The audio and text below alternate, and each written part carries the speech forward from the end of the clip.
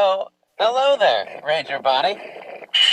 I have a group of adults here in the water with me too, at Anacapa Island, in the kelp forests of Anacapa Landing Cove.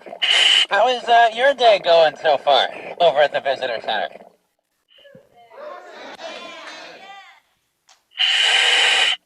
I heard some muffled, some good times. Sounded kind of like Charlie Brown's teacher on my end, with everybody responding together. So I'm gonna take that as you're having a great time too. Personally, I'm having a lovely day here in the kelp forest, because I get to hang out in one of my favorite places on earth and talk to all of you.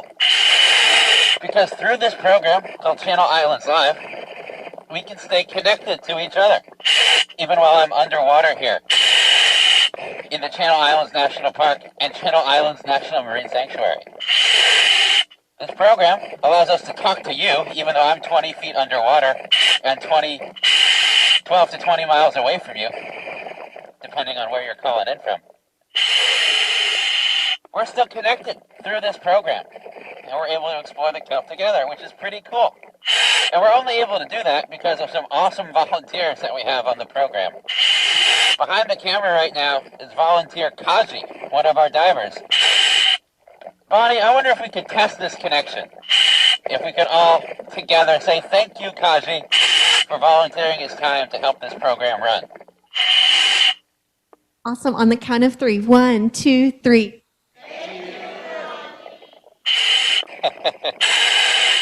You can't see it from your end, but Kaji is ecstatic to hear that from all of you. Yeah, so I can hear that thank you loud and clearly. Again, showing how we're all connected together here. But we're connected to the kelp forest whether or not a program like Channel Islands Live is going on. If Kaji wants to pan out to the kelp forest around us, right now we are in this giant underwater forest made of algae,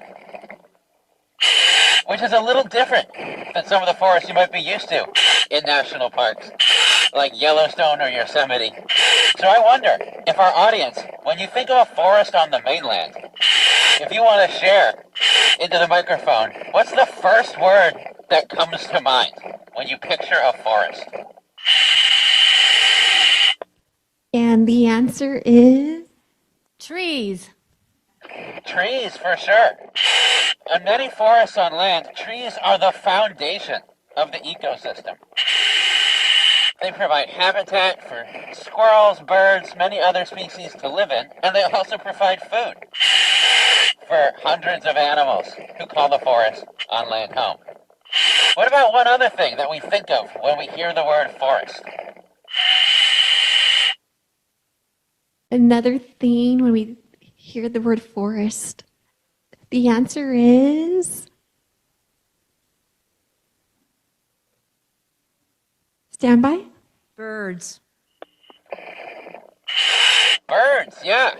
Here in the kelp forest of Channel Islands National Park, we actually also have birds that call this forest home. But on the mainland,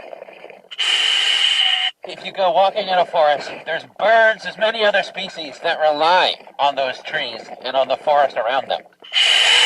And we're connected to those forests, but we're also connected to these underwater forests of algae.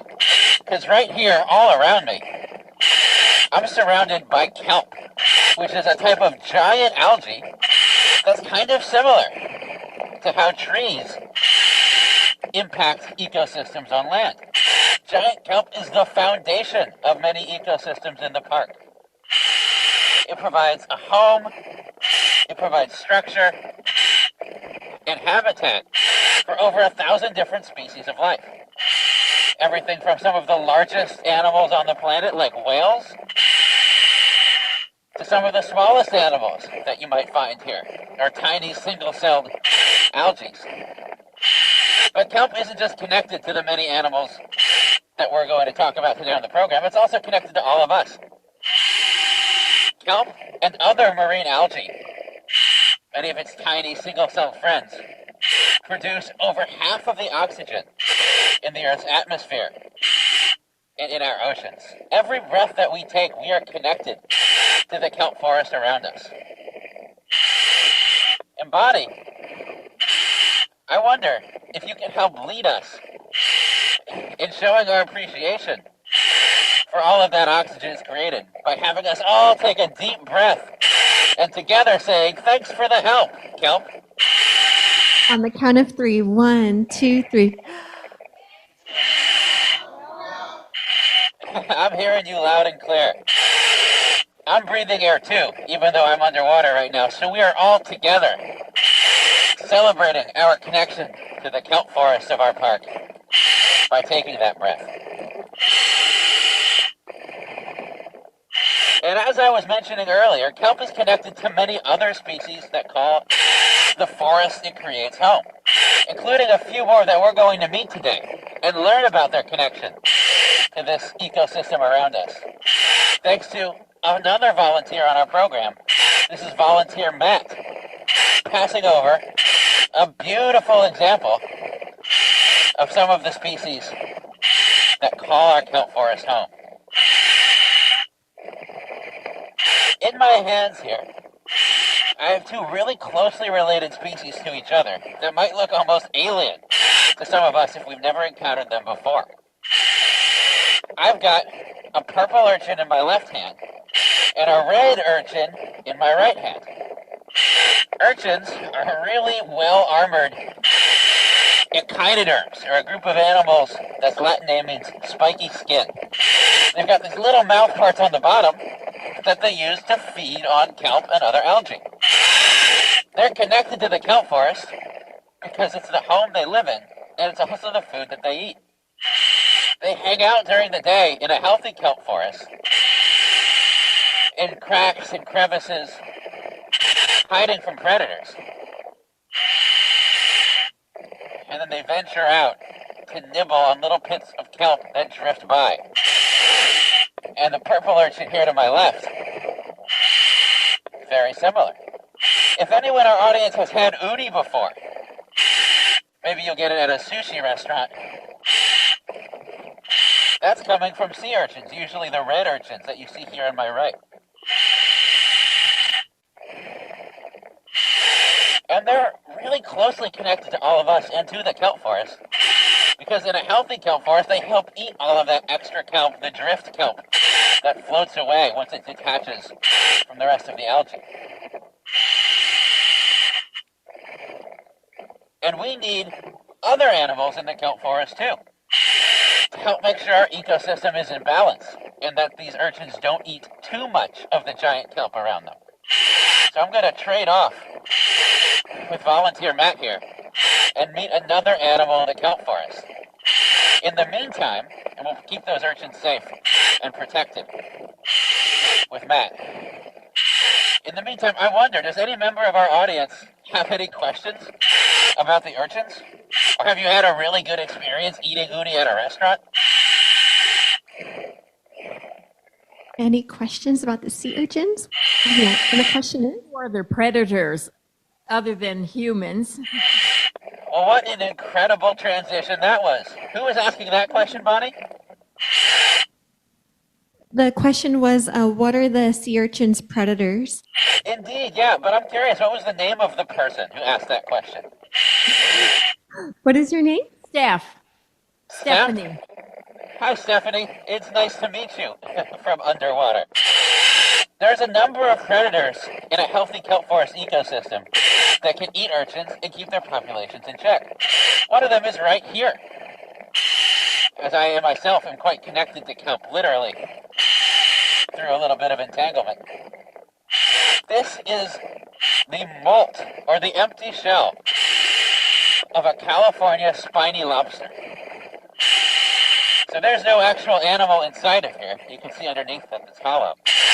But California spiny lobsters live in the kelp forest, and they feed on urchins and other animals. So they help keep that ecosystem in balance by munching on the animals around them. Spiny lobsters, as you can see here, will shed their exoskeleton or their molt multiple times through their lifetime. They need to grow bigger, so they have to get a new one.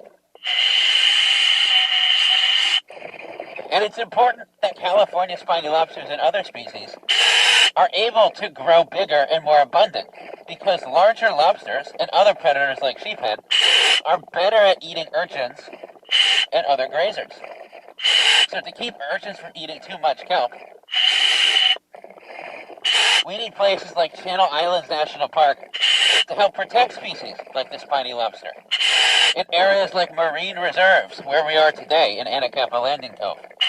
For decades, some areas around the islands, like the one we're diving in now, have been prohibited for fishing. And you can't take any lobsters or other species within here, so that they can grow big and their offspring can spread throughout the islands and help keep our kelp forests healthy. Which is why we find so many lobster molts here in Anacapa Landing Cove, because there's lots of bigger lobsters who have grown up here to eat urchins and keep our kelp healthy. Ranger Bonnie, I wonder, do we have any questions from our audience about the spiny lobster or about the molt that I have in my hands? Any questions about the lobster or the molt? What's the biggest molt that you came across? We found some pretty large molts here in Landing Cove. There's some pretty big lobsters who call this place home. I would say roughly the largest individual molt I found was maybe about that big. But oftentimes we'll have the tail missing on the molt. They kind of break in half. So I've seen some pretty huge lobsters within this area. They know they're protected in here, or at least so it seems. So we have much larger and more abundant lobsters within the reserve. And Channel Islands National Park is connected to many other marine ecosystems. It's not just kelp forests out here. There's lots of other species who call the park home, including some pelagic species, which is a big term that just means animals that live out in the open ocean. And we've got a really special version of that here today, a species where we're only featuring this for the first time on the broadcast, thanks to volunteer Brandon, who found the shell that I have here. This shell is from an animal that's often called a paper nautilus. Even though it's not a nautilus, it's actually a species of octopus. There are octopus that live in the open ocean, and the females create these little shells that they live inside of in order to lay their eggs and also control their buoyancy. Imagine a little octopus curled up inside of this shell right here.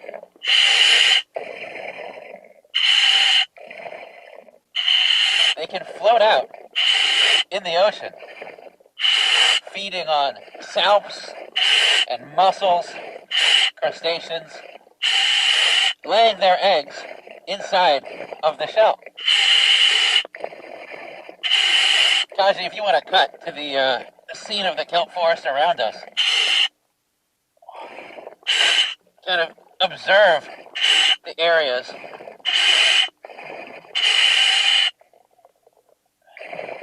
where the nautilus might live.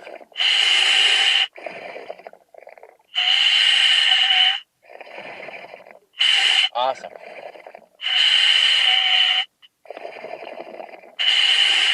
So the females will create this shell, store their eggs in it, and keep little air bubbles so that they can control their buoyancy and move up and down in the water. These shells are like almost paper thin, hence the term paper nautilus for this species of octopus. So it's really awesome that one of our volunteers was able to find it during this program. One of the ways that we do learn more about the ocean and make connections, like with this paper nautilus that we have here, is because we monitor areas within the park. We have a program called Kelp Forest Monitoring, which for over 40 years has been going around the kelp forests of the Channel Islands and taking notes and researching how healthy our kelp forests are and how the different species who live in the kelp forest are faring. And through that program, we can learn more about the ocean around us and make decisions that best benefit the oceans, like creating these marine reserves. And we actually have a member of the kelp forest monitoring team right here with us today. We can take a look at him demonstrating some of the potential surveys. He's got a Kellet's whelk in his hand. Very cool, a species of snail that's known as an indicator species. These get monitored by the kelp forest monitoring team as an example of how healthy our kelp forests are. He drew a little picture of the snail. During an actual survey, we'll have all kinds of data that we'll fill in on log sheets, track the number, the size of the Kellet's whelk and other species we find while monitoring the kelp forest to see how healthy the kelp is doing. That's another way that we remain connected to the kelp forest, is by ensuring that we know how healthy our ecosystems are. Because our actions impact the kelp forest too. Not only does kelp impact us by creating the air we breathe and hosting a giant diversity of life, but our actions impact the kelp too. So we can monitor the kelp forest and make decisions like creating marine reserves as one way that we can help the kelp. But I wonder, Ranger Bonnie, what other ways we might be able to help the kelp? How do our actions impact the ocean and kelp forests? Does anyone from our audience have a suggestion? One way we can help protect the kelp. Don't litter. Don't litter is a great one. Here in Landing Cove, we often find pieces of marine debris or trash that makes its way into the ocean. It's really important to think actively about where our waste ends up going. Sometimes it's easy to forget about where your trash ends up after you put it in a bin and send it off to the landfill. But oftentimes, we get pieces of marine debris washing up in Landing Cove that make it into the ocean. When we think about throwing trash away, there's never really an away. The trash ends up somewhere. So it's important for us to reduce the amount of waste that we create. Try and reuse any items that we might have. Find a new purpose for them to avoid creating more trash. And recycle those items that we can. Try and do our part to reduce the litter, the marine debris we find in the ocean. So that's a great suggestion. Do we have any other thoughts, Ranger Bonnie, for members of our audience about how we can help the kelp?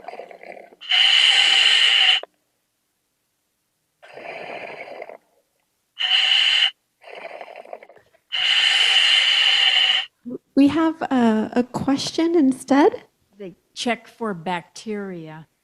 Check for bacteria, yeah. So there's all kinds of bacteria that live out in the ocean. Just like inside of you right now, there are 30 trillion microbial cells. You're connected to bacteria, so are the oceans. There are bacteria communities that live on the kelp around us, within every animal out here. But sometimes those bacterial communities can get out of balance too. One example is sea star wasting disease. In 2013, and moving on in subsequent years, one of the largest marine disease outbreaks ever impacted our oceans in the eastern Pacific. Sea stars started melting into goo because of a bacteria, a strain of the Vibrio bacteria series, that caused over 20 different species of sea stars to decline in their populations, including a species called sunflower stars, which are predators of those urchins that we showed earlier. So in areas where sunflower stars were one of the main predators in our oceans, when they disappeared, the urchins overpopulated. It ate through the kelp forest, leaving barrens or rocky areas with low biodiversity and nothing but hungry urchins in their wake. And one way that we can work towards sea star conservation is monitoring those bacteria that you might find in the ocean to understand where outbreaks may be present and help best restore the sea stars to our oceans. Maybe a little longer answer than you expected when you brought up bacteria, but it's a great way that we're connected to the kelp forest through efforts to restore species that have been lost due to disease. Ranger Bonnie, I feel pretty connected to you all during this program. Getting to know Steph, the rest of the audience, and finding out how we're connected together. Do we have any final questions from those in the visitor center today? Any Things they final want to learn more questions? about in the kelp forest? Or any comments, feedback they'd like to share?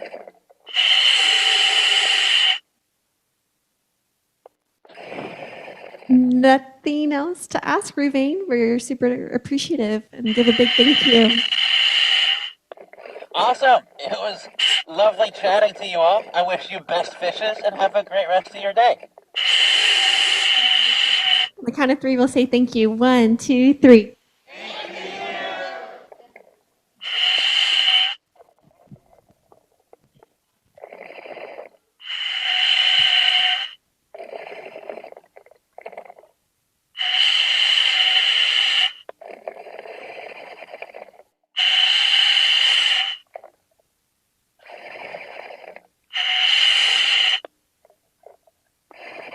Cool. All right, I got 1900 PSI left. Kaji, what do you have?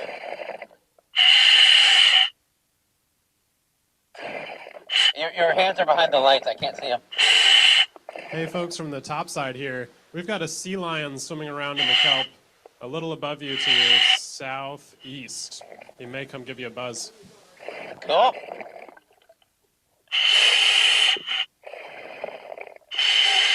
All right, let me untangle myself from all of this kelp.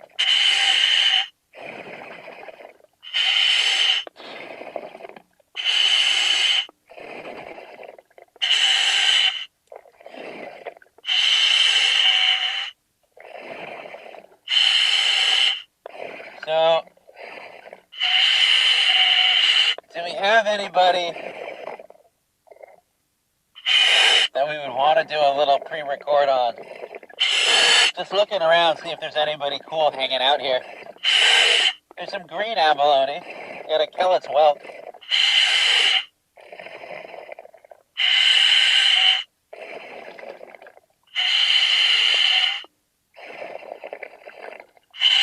Maybe we can get that Nautilus back. So the abalone? What did you see?